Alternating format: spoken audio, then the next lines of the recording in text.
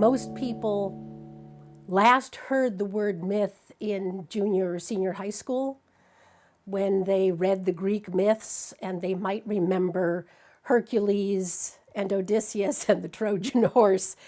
But in most people's minds, myths are old stories from dead cultures. What has myth got to do with me?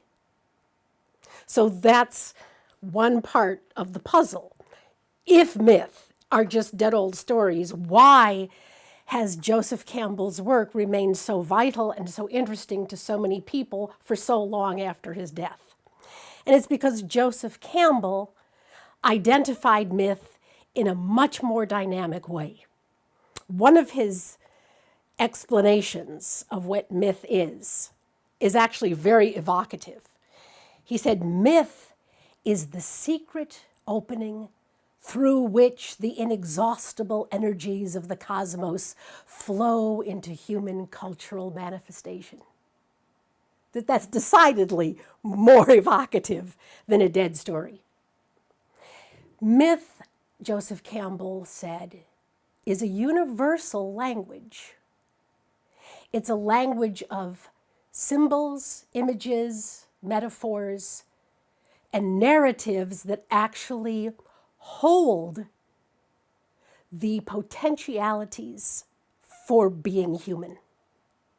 And so when we're connected to myth, when we hear one of those rich myths that is still alive with symbolic portent,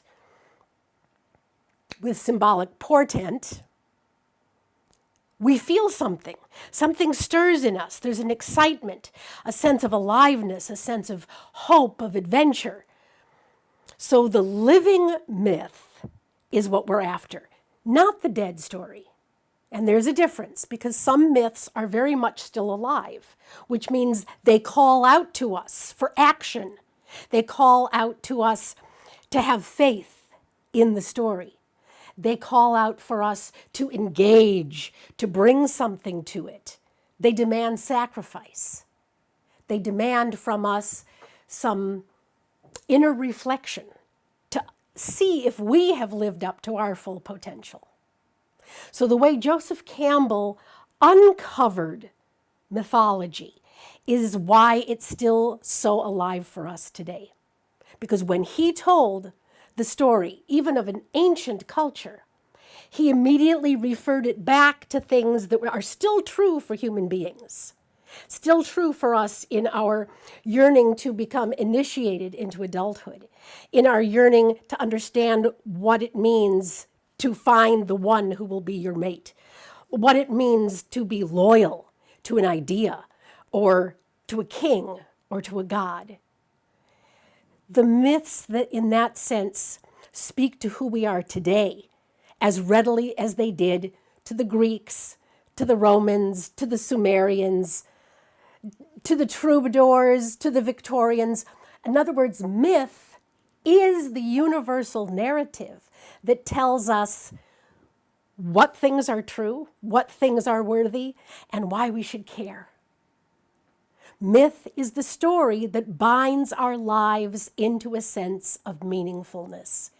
And frankly, human beings are hardwired in such a way we can't live without myth.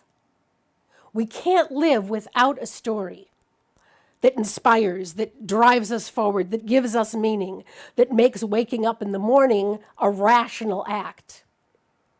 And when we lose the myth, or when we find that we are trying to live out a dead or dying myth, this is the moment that you have deaths of despair, because there is nothing there that's calling the human spirit forward into a life-giving, life-saving act.